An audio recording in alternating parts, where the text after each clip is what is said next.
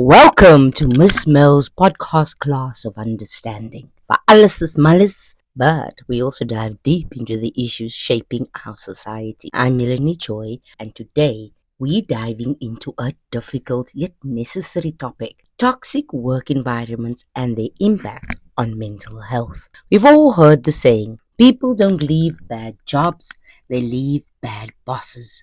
But what happens when people don't leave? Why do so many stay in workplaces that are draining, toxic, and harmful to their well being? We'll explore the deep effects of a toxic work environment on mental health. The two biggest reasons why people stay is fear and lack. And we'll hear some real stories from those who have lived through it. So if you ever felt trapped in a toxic work environment, if you're struggling with whether to stay or go, or if you're just curious about how workplace culture affects mental health, stick with us. Let's go!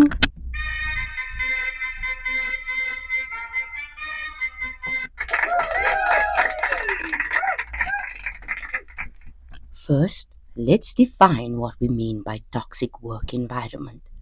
It's more than just having a demanding job or a tough boss. Toxic workplaces are characterized by poor leadership, bosses who manipulate, micromanage, or create a culture of fear. Lack of psychological safety. Employees are afraid to speak up or make mistakes. Then bullying, discrimination, or harassment, whether it's racism, ageism, sexism, or general hostility. Excessive stress and burnout.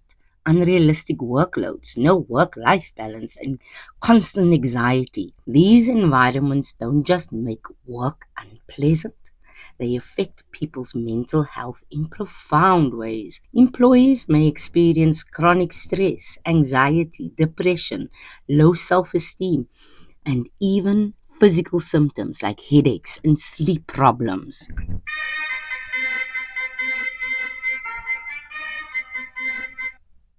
If toxic workplaces are so harmful, why do people stay? Angela Chapman summed it up perfectly in a LinkedIn post. It's not always about loyalty. More often, it's about fear and lack. 1. Fear.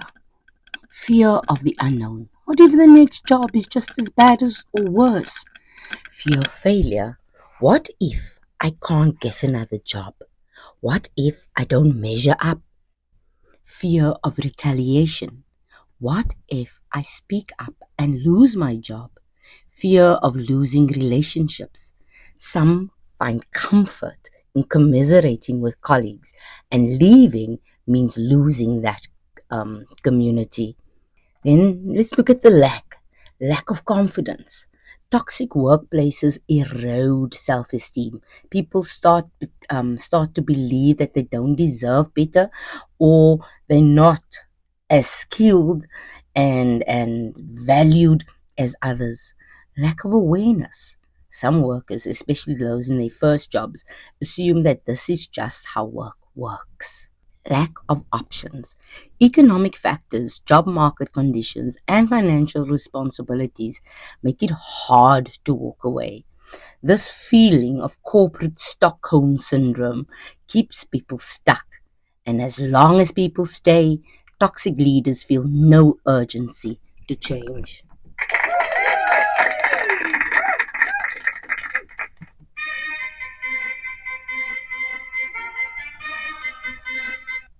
Now, let's hear from real people who live through toxic work environments. These stories show just how damaging and unfortunately common these experiences are. Story 1. Cheryl Hansen, A Culture of Control.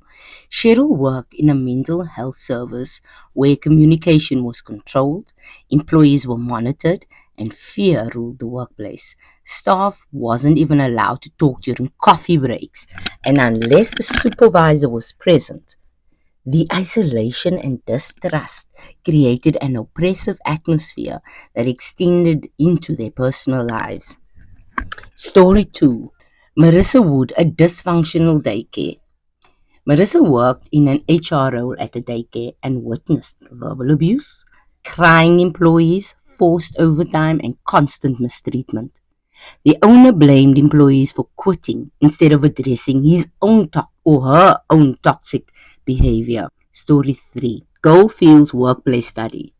A survey of over 4,000 employees at Goldfields revealed a shocking culture of bullying, racism, and sexual harassment. Nearly half of respondents reported experiencing bullying, and many said they felt unsafe, unheard, and unsupported. Hearing those stories, it's clear toxic work environments don't just affect productivity, they destroy mental health.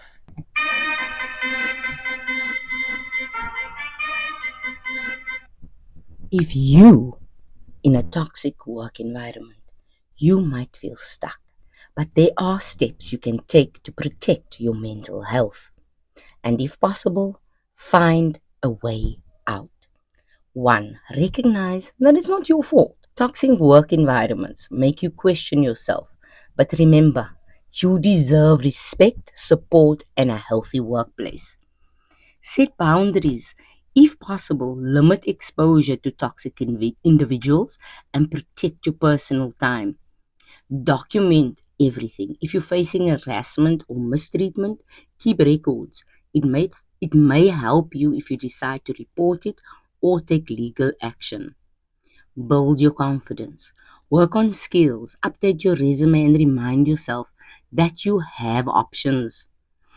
Seek support, whether it's therapy, a mentor, or a trusted friend. Don't go through it alone. Create an exit strategy.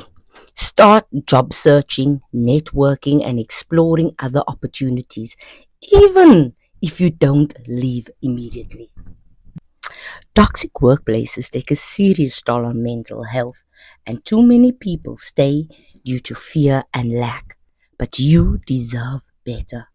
No job is worth sacrificing your well being. If today's conversation resonated with you, share this episode with a friend or colleague who might need to hear it. Let's keep this conversation going and work towards healthier, more supportive workplaces for everyone. Thank you for listening to Miss Mel's podcast Class of Understanding. Until next time, take care of yourself and remember, you are not alone.